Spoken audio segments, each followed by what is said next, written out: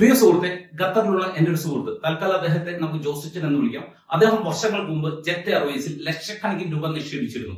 നമുക്ക് എല്ലാവർക്കും അറിയാം, ജെറ്റ് എയർവേസ് പൂട്ടിപ്പോയതോടെ അദ്ദേഹം അതിൽ നിക്ഷേപിച്ച മുഴുവൻ തുകയും നഷ്ടപ്പെടുകയുണ്ടായി. ഇത് ജോസിച്ചന്റെ മാത്രം അവസ്ഥയല്ല, ഈ തരത്തിലുള്ള അവസ്ഥയിലൂടെ പോയ ലക്ഷക്കണക്കിന് നിക്ഷേപകരെ നമുക്ക് കാണാൻ സാധിക്കും. എന്നാൽ മ്യൂച്വൽ ഫണ്ടിലേക്ക് വരുമ്പോൾ ഇപ്പൊ ഞങ്ങളെ തന്നെ നോക്കിക്കഴിഞ്ഞാൽ 17 വർഷത്തിലധികമായി ഈ ഒരു ഇൻഡസ്ട്രിയിൽ 3000-ലധികം നിക്ഷേപകരുടെ ഇപ്പൊ ഏകദേശം ഒരു 400 കോടിയോളം രൂപ ഞങ്ങൾ മാനേജ് ചെയ്യുന്നുണ്ട്.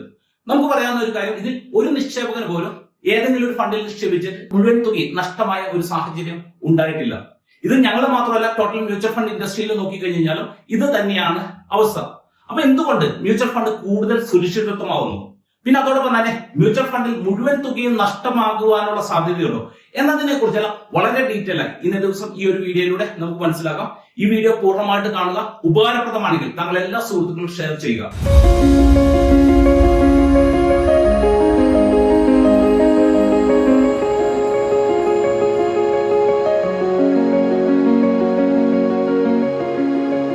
Once again, welcome back to Tomich Tips. My name is Promson Dias. Tomich Tips എന്ന ഫിനാൻഷ്യൽ വീഡിയോ ബ്ലോഗിന്റെ പുതിയ എപ്പിസോഡുമാണ് നിങ്ങളുടെ മുമ്പിൽ ഇടുവാൻ എന്നെ അനുവദിച്ച ദൈവത്തിന് നന്ദി. എന്തുകൊണ്ട് മ്യൂച്വൽ ഫണ്ട് കൂടുതൽ സേഫ് ആവുന്നു എന്നതിനെ കുറിച്ച് നമുക്ക് ആദ്യം മനസ്സിലാക്കാം. ഇവിടെ നമ്മൾ നോക്കിക്കഴിഞ്ഞാൽ അത് മനസ്സിലാക്കാൻ വേണ്ടി ജസ്റ്റ് ഞാൻ ഇവിടെ ഒരു ഫണല് ഞാനൊന്ന് വരക്കുന്നതാണ്.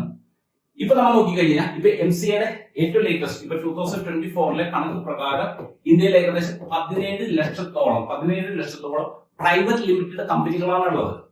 അപ്പൊ നമുക്കറിയാം, ഈ പ്രൈവറ്റ് ലിമിറ്റഡ് അല്ലാതെ ഇപ്പൊ ഈ LLP ഉണ്ട്, പാർട്ണർഷിപ്പ് ഫേംസ് ഉണ്ട്, പിന്നെ പ്രൊപ്പറേറ്റർഷിപ്പ് ഉണ്ട്. അപ്പൊ ഇതൊക്കെ എന്ന് പറഞ്ഞാൽ ഇതിനേക്കാൾ ഏകദേശം ഒരു 10x ആയിരിക്കും. പക്ഷെ ഇപ്പൊ ഒരു സ്ട്രക്ചേർഡ് ആയിട്ടുള്ള ഒരു ഫോർമാറ്റിലുള്ള 17 ലക്ഷം കമ്പനികൾ ഇന്ത്യയിലുണ്ട്. അപ്പൊ അതിൽ നമ്മൾ നോക്കിക്കഴിഞ്ഞാൽ ഇപ്പൊ BSE അല്ലെങ്കിൽ NSE ലിസ്റ്റ് ചെയ്തിരിക്കുന്ന കമ്പനികളാണ്. ഇപ്പൊ ലേറ്റസ്റ്റ് 2024 പ്രകാരം 5600ഓളം കമ്പനികളാണ് ഈ BSEയിലും NSEയിലുമായിട്ട് ലിസ്റ്റ് ചെയ്തിരിക്കുന്നത്. അപ്പൊ ഇവിടെ ഈ 17 ലക്ഷം കമ്പനികളിൽ ഏറ്റവും മികച്ച മാനേജ്മെന്റ് ഉള്ള, ഏറ്റവും മികച്ച സിസ്റ്റം ആൻഡ് പ്രോസസ് ഉള്ള, ഏറ്റവും മികച്ച ഇൻഡസ്ട്രിയിലുള്ള, ഏറ്റവും മികച്ച ആൾക്കാരുള്ള ഏകദേശം ഒരു 5600ഓളം കമ്പനികൾ ഇപ്പൊ സ്റ്റോക്ക് എക്സ്ചേഞ്ചിൽ ലിസ്റ്റ് ചെയ്തിട്ടുണ്ട്.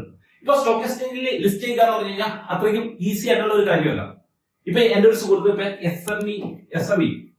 SMEയിൽ ലിസ്റ്റ് ചെയ്യാൻ വേണ്ടി ശ്രമിക്കുന്നുണ്ട്. ഏകദേശം 2 വർഷത്തിലധികമായി അദ്ദേഹം ഈ ഒരു പ്രോസസ്സിലൂടെ കടന്നു പോകുന്നു. അപ്പൊ അദ്ദേഹത്തോട് ഞാൻ ഒരിക്കൽ സംസാരിച്ച സമയത്ത് അദ്ദേഹം പറഞ്ഞൊരു കാര്യം എന്താണെന്ന് വെച്ച് കഴിഞ്ഞാൽ, ഇദ്ദേഹം ഈ പ്രോസസ്സായിട്ട് പോകുന്ന സമയത്ത് 1991 ഇദ്ദേഹം കമ്പനി സ്റ്റാർട്ട് ചെയ്യുന്നത്.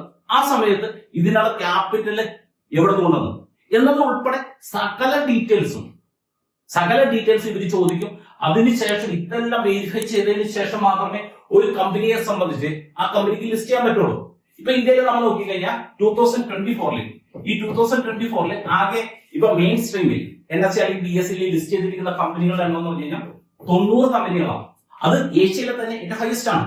ഒരു വർഷത്തിനിടെ വെറും 90 കമ്പനികൾക്ക് മാത്രമേ ഇപ്പോൾ BSE അല്ലെങ്കിൽ NSE ലിസ്റ്റ് ചെയ്യാൻ സാധിച്ചിട്ടുള്ളൂ. അപ്പൊ അതിൻ്റെതായ രീതിയിലുള്ള വലിയ പ്രോസസ്സിലൂടെ പോയി കഴിഞ്ഞാൽ മാത്രമേ ഒരു കമ്പനിക്ക് ലിസ്റ്റ് ചെയ്യാൻ സാധിക്കൂ. അപ്പൊ ഈ തരത്തിൽ ലിസ്റ്റ് ചെയ്ത കമ്പനിയാണ് ഇപ്പൊ ജെറ്റ് എയർവേസും, കിങ്ഫിഷർ എയർലൈൻസും, പിന്നെ റിലയൻസ് കമ്മ്യൂണിക്കേഷൻ അല്ല ഇതുപോലെ. അതിനർത്ഥം എന്താണ്? ഈ തരത്തിൽ ലിസ്റ്റ് ചെയ്ത പല കമ്പനികളും ഇല്ലാതായി പോകാം. അപ്പൊ ഇപ്പൊ നമ്മൾ നോക്കിക്കഴിഞ്ഞാൽ ഇതിപ്പോ 17 ലക്ഷം മൊത്തം കമ്പനികൾ, അതിൽ BSE അല്ലെങ്കിൽ NSE ലിസ്റ്റ് ചെയ്തേക്കുന്ന 5600 കമ്പനികൾ. അതിനുശേഷം ഇവിടെയാണ് ഈ 5600 കമ്പനികളിൽ പെട്ട ഏതെങ്കിലും കമ്പനികളാണ് സാധാരണ രീതിയിൽ മ്യൂച്വൽ ഫണ്ട് ഇൻവെസ്റ്റ് ചെയ്യുന്നത്. അപ്പൊ ഇവിടെ നമ്മൾ നോക്കുന്ന സമയത്ത് മ്യൂച്വൽ ഫണ്ടിന്റെ അടുത്ത് എന്താ ചെയ്യുന്നത് എന്ന് വെച്ച് കഴിഞ്ഞാൽ ഇവര് പല ക്രൈറ്റീരിയാസ് വെക്കും. അതായത് ഇവരുടെ മാനേജ്മെന്റ് ഇങ്ങനെ ആയിരിക്കണം, പിന്നെ ഇവർക്ക് ഇത്ര വർഷത്തെ എക്സ്പീരിയൻസ് ഉണ്ടാവണം, ഇത്ര വർഷം ഇത്ര ശതമാനം പ്രോഫിറ്റ് ഉണ്ടാവണം, ഇവരുടെ ഇൻഡസ്ട്രി ഈ രീതിയിലായിരിക്കണം, ഇവരുടെ പ്രൊജക്റ്റഡ് പ്രോഫിറ്റ് ഈ തരത്തിലായിരിക്കണം. അങ്ങനെയുള്ള കുറെ മാനദണ്ഡങ്ങൾ വെച്ചതിന് ശേഷം, ക്രൈറ്റീരിയാസ് വെച്ചതിന് ശേഷം ഈ 5600 കമ്പനികളെ ഏകദേശം ഒരു ധാരണ ഞാൻ പറയുന്നത് ഒരു 500 കമ്പനികളാണ് ഷോർട്ട് ലിസ്റ്റ് ചെയ്യും. അപ്പൊ ഇവിടെ നമ്മൾ നോക്കിക്കഴിഞ്ഞാൽ ഈ 17 ലക്ഷത്തിൽ ഇന്ത്യയിൽ ഇൻവെസ്റ്റ് ചെയ്യാവുന്ന ഏറ്റവും ബെസ്റ്റ് ആയിട്ടുള്ള 500 കമ്പനികൾ ഇവിടെ വന്നു. അതിനുശേഷം എന്ത് ചെയ്യും? ഈ 500 കമ്പനികളെ കുറിച്ചും ഇവരെ ഫണ്ട് മാനേജ്മെന്റ് ടീം ഡീറ്റെയിൽ ആയിട്ട് അവരവിടെ ചെന്ന് ഓരോ കാര്യങ്ങളും ഫ്യൂച്ചറിനെ കുറിച്ച്, കോമ്പറ്റീറ്ററിനെ കുറിച്ച്, അവരുടെ ഇൻഡസ്ട്രിയെ കുറിച്ച് എന്നുള്ള സകലത്തിനെ കുറിച്ചും ഡീറ്റെയിൽ ആയിട്ട് അവർ പഠിക്കും. അതിനുശേഷം ചെയ്യും ഈ 500-ൽ നിന്ന് വീണ്ടും ഒരു ഏകദേശം 200 കമ്പനികളെ വീണ്ടും അതിൽ നിന്ന് ഷോർട്ട് ലിസ്റ്റ് ചെയ്യും ഈ പഠനങ്ങൾക്ക് ശേഷം. അപ്പൊ ഇവിടെ 17 ലക്ഷത്തിൽ നിന്ന് ഇപ്പൊ 200ലേക്ക് എത്തി. അതിനുശേഷം ഓരോ ഫണ്ടിന്റെ ഒബ്ജക്റ്റീവ് അനുസരിച്ച് ഈ 200 കമ്പനികളിൽ നിന്ന് ഏകദേശം ഒരു 40-50 കമ്പനികളിലേക്കായിരിക്കും ഒരു ഫണ്ട് ഇൻവെസ്റ്റ് ചെയ്യുന്നത്. ഈ തരത്തിലാണ്. അപ്പൊ ഇവിടെ നമ്മൾ നോക്കിക്കഴിഞ്ഞാൽ ഇന്ത്യയിൽ 17 ലക്ഷം കമ്പനികൾ ഈ തരത്തിലുള്ള ഫിൽറ്ററിലൂടെ പോയിട്ട് ഇൻവെസ്റ്റ് ചെയ്യാവുന്ന ഏറ്റവും ബെസ്റ്റ് ആയിട്ടുള്ള 40-50 കമ്പനികളിൽ ഇവിടെ എത്തിച്ചേർന്നു. ഇനി അടുത്തായിട്ട് നമ്മൾ നോക്കുന്ന സമയത്ത് നമുക്ക് കാണാവുന്ന ഒരു കാര്യം എന്താണെന്ന് വെച്ച് കഴിഞ്ഞാൽ ഈ 40 കമ്പനികൾ. അപ്പൊ ഇവിടെ ഇതിപ്പോ സപ്പോസ് ഒരു മ്യൂച്വൽ ഫണ്ടിന്റെ ഒരു പോർട്ട്ഫോളിയോ ആണ് എന്ന് വിചാരിക്കാം. അപ്പൊ ഇവിടെ നമ്മൾ നോക്കിക്കഴിഞ്ഞാൽ നോർമലി എല്ലാ ഷെയർസിലും ഒരേ രീതിയിലല്ല. ചില കമ്പനികൾ കൂടുതൽ ഇൻവെസ്റ്റ് ചെയ്യും, ചില കമ്പനികൾ കുറവായിരിക്കും. ഇപ്പൊ മാക്സിമം ഇപ്പൊ സാധാരണ രീതിയിൽ ഇപ്പൊ 10% ക്യാപ്പ് ഉണ്ട്. പക്ഷെ ഇപ്പൊ ചില കമ്പനികൾ കൂടുതൽ ഇൻവെസ്റ്റ് ചെയ്യും, ചിലർ കുറവായിരിക്കും, ചിലർ വളരെ കുറവായിരിക്കും. ഇങ്ങനെ പല റേഷ്യോയിലായിരിക്കും ഈ പറഞ്ഞ രീതിയിൽ ഇൻവെസ്റ്റ് ചെയ്തുകൊണ്ടിരിക്കുന്നത്. അപ്പൊ ഇങ്ങനെ ഏകദേശം ഒരു 10-40 കമ്പനികൾ ഈ ഒരു ലിസ്റ്റിൽ ഉണ്ട് എന്ന് വിചാരിക്കാം. അപ്പൊ ഇവിടെ ചില കമ്പനികൾ കൂടുതലായിരിക്കും, ചില കമ്പനികൾ വളരെ കുറവായിരിക്കും. അപ്പൊ വൺസ് ഇൻവെസ്റ്റ് ചെയ്ത് കഴിഞ്ഞാൽ പിന്നെ മറന്നു കളയല്ല. ഇപ്പൊ നമ്മൾ ഡേ ടു ഡേ വൈസിൽ ഇവർ പുതിയ കമ്പനികളെ കുറിച്ച് പഠിച്ചുകൊണ്ടിരിക്കുന്നുണ്ട്. പിന്നെ അതോടൊപ്പം തന്നെ നിലവിലത്തെ കമ്പനികളെ അവർ മോണിറ്ററിംഗ് ചെയ്തുകൊണ്ടിരിക്കുന്നുണ്ട്. അപ്പൊ ഇപ്പൊ സപ്പോസ് ഉദാഹരണത്തിന് ഇവിടെ ഇപ്പൊ ഒരു ഓട്ടോ ഇൻഡസ്ട്രിയിലുള്ള ഒരു ഷെയർ ഉണ്ടെന്ന് വിചാരിച്ചു. അപ്പൊ ഫണ്ട് മാനേജർ മനസ്സിലായി ഇനി ഗവൺമെന്റ് പോളിസി പ്രകാരം അല്ലെങ്കിൽ എന്തെങ്കിലും കാരണം കൊണ്ട് ഓട്ടോ ഇൻഡസ്ട്രി ഇനി അടുത്ത കുറച്ച് നാള് പെർഫോം ചെയ്യാൻ സാധ്യത കുറവാണ്. ഇനി വേറെ ഏതെങ്കിലും ഒരു ഇൻഡസ്ട്രി ആയിരിക്കും കുറച്ചുകൂടി കൂടുതൽ പെർഫോം ചെയ്യാൻ ചാൻസ് ഉണ്ട്. അപ്പൊ അങ്ങനെയാണെങ്കിൽ ഇവരെ സംബന്ധിച്ച് ഈ ഒരു സംഭവത്തെ പുറത്തേക്ക് കൊണ്ടുവന്നു കഴിഞ്ഞിട്ട് ആ വേറെ ഇൻഡസ്ട്രിയിലുള്ള ആ ഷെയറിനെ അകത്തേക്ക് കൊണ്ടുവരാം. ഇനി സപ്പോസ് ഇപ്പൊ നിലവിൽ ഈ ഒരു പൊട്ട് പോലെ ഇരിക്കുന്ന ഈ ഒരു ഇൻഡസ്ട്രി അല്ലെങ്കിൽ ഈ ഒരു ഷെയർ അവിടെ ഇനി ഫർദർ വലിയ രീതിയിലുള്ള ഗ്രോത്തിനുള്ള പൊട്ടൻഷ്യൽ ഉണ്ടെന്ന് മനസ്സിലാക്കി കഴിഞ്ഞാൽ ഈ സംഭവം വേണമെങ്കിൽ അലോക്കേഷൻ കൂട്ടാം.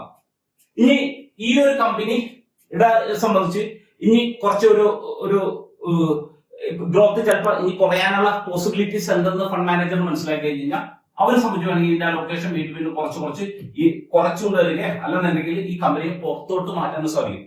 ഇത് ഡേ ടു ഡേ ആക്ടിവിറ്റിയിലൂടെ ഈ ഒരു പ്രോസസ്സ് ഒരു ഫണ്ടിന്റെ ഉള്ളിൽ നടന്നുകൊണ്ടിരിക്കുന്നുണ്ട്. അതായത് പുതിയ കമ്പനികൾ ഇതിലേക്ക് വരും. ഇപ്പൊ നിലവിലുള്ള ചില കമ്പനികൾ പുറത്തേക്ക് പോകും, ചിലതിന്റെ അലോക്കേഷൻ കുറക്കും, ചിലതിന്റെ അലോക്കേഷൻ കൂട്ടും. ഈ ഒരു പ്രോസസ്സ് ഇവിടെ ചെയ്തുകൊണ്ടിരിക്കുന്നത് കൊണ്ട് ഉള്ള ഒരു അഡ്വാൻറ്റേജ് എന്താണെന്ന് വെച്ച് കഴിഞ്ഞാൽ ഇപ്പൊ ഒരു മാർക്കറ്റ് ക്രാഷ് ആയി കഴിഞ്ഞാൽ നമ്മുടെ വാല്യൂഷൻ താഴേക്ക് വരും. അത് സ്വാഭാവികമായിട്ടുള്ള ഒരു കാര്യം തന്നെയാണ്. ഇപ്പൊ 2008 ഏകദേശം ഒരു 60% വരെയൊക്കെ ഒരു മിക്ക ഫണ്ടുകളെല്ലാം ഇടിച്ചിരുന്നു. പക്ഷെ ഇപ്പൊ ഒരു ഇൻഡിവിജ്വൽ ഷെയർ നോക്കി കഴിഞ്ഞാൽ ഇപ്പൊ സപ്പോസ് ഇതിപ്പോ ജെറ്റ് എയർവേസ് എന്ന് പറഞ്ഞൊരു കമ്പനി ആയിരുന്നു എന്ന് വിചാരിച്ചു. ജെറ്റ് എയർവേസ് എന്ന് പറഞ്ഞൊരു കമ്പനി ആയിരുന്നു.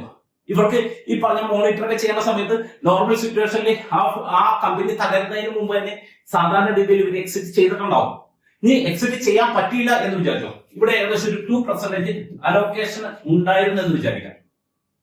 അങ്ങനെയാണെങ്കിൽ 100 രൂപയിൽ 2 രൂപ മാത്രമാണ് ഈ ഒരു കമ്പനിയിലുള്ളത്. ഈ കമ്പനി കൂട്ടിപ്പോയി, ബാക്കി ഇവിടെ 98 രൂപ വേറെ പല കമ്പനികളിലുണ്ട്. അതുകൊണ്ട് തന്നെ മ്യൂച്വൽ ഫണ്ട് എന്ന് പറഞ്ഞൊരു ഇൻവെസ്റ്റ്മെന്റ് കൂടുതൽ സുരക്ഷിതത്വമാകാനുള്ള ഏറ്റവും പ്രധാനപ്പെട്ട ഒരു കാരണം ഈ ഒരു പ്രോസസ്സാണ്. വൺസ് ഇൻവെസ്റ്റ് ചെയ്തിട്ട് മറന്നു കളയുന്ന പരിപാടിയല്ല.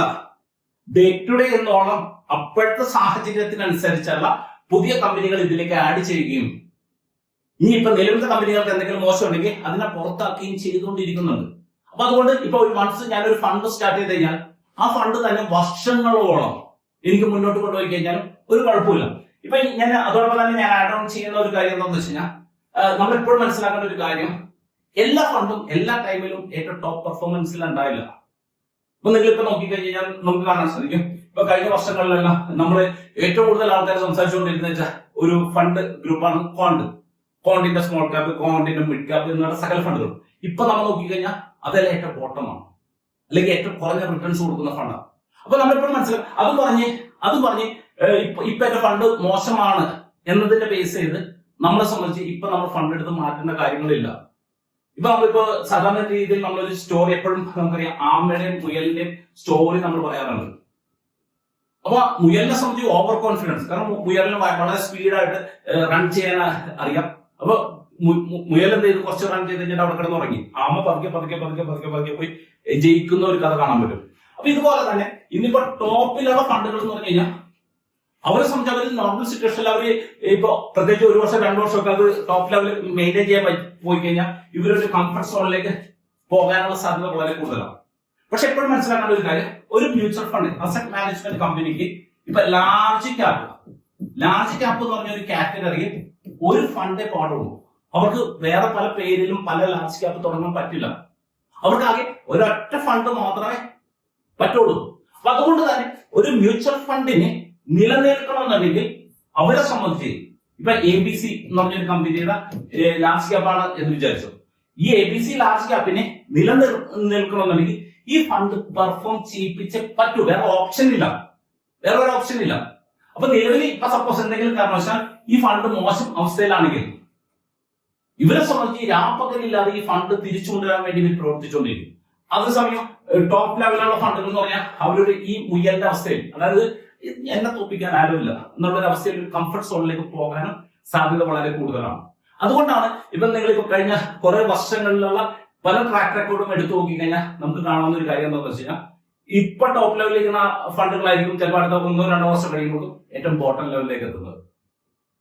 ഇപ്പൊ ചിലപ്പോൾ ബോട്ടം ലെവലിലേക്ക് ഇരിക്കുന്ന ഫണ്ടുകളായിരിക്കും അടുത്തൊരു 1-2-3 വർഷം കഴിയുമ്പോൾ ഏറ്റവും ടോപ്പ് ലെവലിലേക്ക് ആവുന്നത്. അപ്പൊ അതുകൊണ്ട് തന്നെ നമ്മളെ സംബന്ധിച്ച ഒരു മ്യൂച്വൽ ഫണ്ട് ഇപ്പൊ എന്തെങ്കിലും കാരണവശാൽ കുറച്ച് നാൾ, ഇപ്പൊ 1 വർഷം 2 വർഷം ഈവൻ ഒരു 3 വർഷത്തെ ടൈം വരെയൊക്കെ ഫണ്ടമെന്റലി ഫണ്ടിന് വേറെ ഇഷ്യൂ ഒന്നും ഇല്ലെങ്കിൽ ലോ പെർഫോമൻസിലേക്ക് പോയി കഴിഞ്ഞാലും ആ ഫണ്ടുകളിൽ തന്നെ ഇൻവെസ്റ്റ്മെന്റ് കണ്ടിന്യൂ ചെയ്യുന്നതായിരിക്കും ഏറ്റവും നല്ലത്. അതായത് ഇപ്പൊ സപ്പോസ് പ്രത്യേകിച്ച് SIP പോലെയുള്ള ഇൻവെസ്റ്റ്മെന്റ് ആണെങ്കിൽ ഈ ലോ ലെവലിലേക്ക് എത്തുന്ന സമയത്ത് നമ്മൾ ഇൻവെസ്റ്റ് ചെയ്യുന്ന സമയത്ത് നമുക്ക് കൂടുതൽ യൂണിറ്റ് കിട്ടിക്കൊണ്ടിരിക്കണേ. അപ്പൊ വൺസ് ഇത് ഒരു മൊമെന്റ് ക്രിയേറ്റ് ചെയ്യുന്ന സമയത്ത്, തിരിച്ചു കയറുന്ന സമയത്ത് നമുക്ക് വളരെ വലിയ രീതിയിലുള്ള പ്രോഫിറ്റ് അതിലൂടെ ജനറേറ്റ് ചെയ്യുവാനും സാധിക്കും. അപ്പൊ അതുകൊണ്ട് ഞാൻ എപ്പോഴും പറയുന്ന ഒരു കാര്യം, മ്യൂച്വൽ ഫണ്ട് എന്ന് പറഞ്ഞ ഒരു സംഭവത്തിൽ, മ്യൂച്വൽ ഫണ്ട് എന്ന് പറഞ്ഞ ഒരു ഇൻവെസ്റ്റ്മെന്റിൽ ഇപ്പൊ നമുക്ക് മൊത്തം തുക നഷ്ടപ്പെടണമെങ്കിൽ ഇതിൽ ഇപ്പൊ 50 കമ്പനികളുണ്ടെന്ന് വിചാരിച്ചു. ഈ 50 കമ്പനികളും ഒരു സുപ്രഭാതത്തിൽ ഇല്ലാതായി പോകണം. അപ്പൊ ഈ 50 കമ്പനികൾ ഏതാണ്? ഇപ്പൊ ഞാൻ നേരത്തെ പറഞ്ഞ പോലെ ഇന്ത്യയിൽ ഈ 17 ലക്ഷം കമ്പനികളിൽ നിന്ന് ഫിൽട്ടർ ചെയ്ത് വന്ന ഏറ്റവും ബെസ്റ്റ് ആയിട്ടുള്ള 50 കമ്പനികൾ. ആ 50 കമ്പനികൾ ഒരു സുപ്രഭാതത്തിൽ ഇല്ലാതായി പോയാൽ മാത്രമേ മ്യൂച്വൽ ഫണ്ടിൽ ഇൻവെസ്റ്റ് ചെയ്ത ആൾക്കാരുടെ മുഴുവൻ പണം നഷ്ടപ്പെടുള്ളൂ. അതിനുള്ള പോസിബിലിറ്റി, അങ്ങനത്തെ ഒരു സാഹചര്യം വന്നു പറഞ്ഞാൽ ലോകം അവസാനിച്ചു എന്നാണ് അതിനർത്ഥം. അപ്പൊ അങ്ങനത്തെ ഒരു സാഹചര്യം വരുന്നതെന്ന് പറഞ്ഞു കഴിഞ്ഞാൽ വളരെ ഒട്ടും തന്നെ ചാൻസ് ഇല്ലാത്ത ഒരു കാര്യമാണ്. അപ്പൊ അതുകൊണ്ടാണ് മ്യൂച്വൽ ഫണ്ട് കൂടുതൽ സുരക്ഷിതമായിട്ട് മാറുന്നത്. മ്യൂച്വൽ ഫണ്ട് നിക്ഷേപവുമായി ബന്ധപ്പെട്ട് ഞങ്ങൾ പേഴ്സണലൈസ് സർവീസ് വേണമെന്ന് ആഗ്രഹിക്കുന്നവർക്ക് ഞങ്ങളെ സപ്പോർട്ട് ഡെസ്കായിട്ട് കോൺടാക്ട് ചെയ്യാവുന്നതാണ്. നമുക്ക് എല്ലാവർക്കും ഞങ്ങൾ സർവീസ് കൊടുക്കാൻ പറ്റില്ല. സർട്ടൻ ക്രൈറ്റീരിയസ് മീറ്റ് ചെയ്യുന്ന വ്യക്തികൾക്ക് മാത്രമേ കൊടുക്കാൻ സാധിക്കുകയുള്ളൂ. ഈ വീഡിയോ ഉപകാരപ്രദമായെങ്കിൽ താങ്കൾ എല്ലാ സുഹൃത്തുക്കളും ഷെയർ ചെയ്യുക. അടുത്ത ആഴ്ച സാമ്പത്തിക മേഖലയിലെ പുത്തൻ വിശേഷങ്ങളുമായി നമുക്ക് തോന്നിച്ച ടിപ്സ് നമുക്ക് വീണ്ടും കാണാം. Okay, wish you all the best.